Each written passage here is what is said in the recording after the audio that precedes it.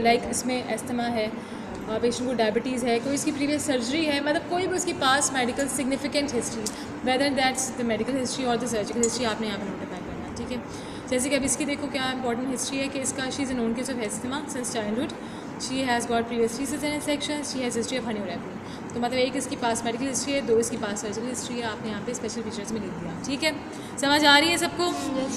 अच्छा, उसके बाद डेट के साथ हीमोग्लोबिन आप क्यों लिखोगे, ताकि आपको पता लगे कि इस डेट को ये हीमोग्लोबिन था, तो अब उसका स्टेटस करंट स्टेटस क्या हो सकता है।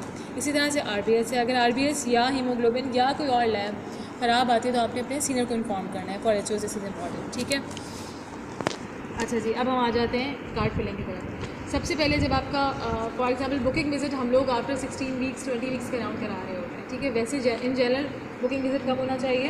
10 वीक्स के बाद। ठीक है, मतलब आपका एक तो अर्ली चेकअप है जिसमें आपकी प्रेगनेंसी कंफर्म हो रही है। ठीक है, फिर booking visit should be at around 10 weeks जब आपका डेटिंग स्कैन होगा। ठीक है, अच्छा बहरहाल हमारा सेटअप थोड़ा सा डिफरेंट है, हम 20 वीक्स स्कैन करा रहे हैं। ठीक है, यहाँ पे देखो बेचारी 30 वीक्स पे आई है। अच्छा, फिर आपका डेट होगा, इसके अंदर फिर यूनी एल्बुमिन शुगर, ये जो बेसिकली तो जो अच्छे सेटअप हैं, खैर हमारा बुरा सेटअप नहीं है, but we are in a lot of rush, हमारे पास रश बहुत होता है, हम ये सब कर नहीं पाते। तो वहाँ पे डिस्ट्रिक्ट होती है, तो वो ओपीडी बेसिस पे जैसी पेशेंट ओपीडी में रिपोर्ट होता है पहले विजिट पर, उसका यूरिनरी एल्बुमिन और शुगर टेस्ट हो जाता है, यानी बेड साइड पे आपके ओपीडी बेसिस पे ही हो जाता है, जो कि हमारे सेटअप में थोड़ा सा मुश्किल हो जाता है। ठीक है, तो फिर हम ये करते हैं कि जो यूरिनरी की फर्स्ट रिपोर्ट फॉलो होती है, हम उसके लिहाज से यहाँ पे लेते हैं। फिर वेट है, वेट की क्या इंपॉर्टेंस है, ताकि आपको प्रेगनेंसी हेल्दी है, एक्सेसिव या अंडर वेट गेन तो नहीं है। ठीक है, इसी तरह से ब्लड प्रेशर की क्या इंपॉर्टेंस है कि भाई हाइपरटेंसिव तो नहीं है पेशेंट, PIH तो नहीं है, PIH है।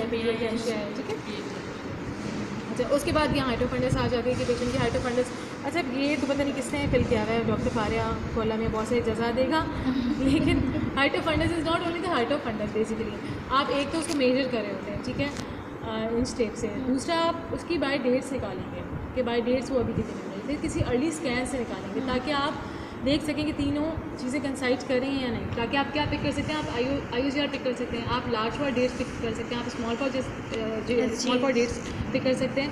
तो इसलिए बहुत इंपॉर्टेंट है। ठीक है, यानी SGF ये सब आप पिक कर सकते हैं। तो इसलिए सिर्फ इट्स नॉट ओनली कि आपने हाइड्रोफंडस लिख दिया और आगे पीछे दाएँ बाएँ देखा भी नहीं है।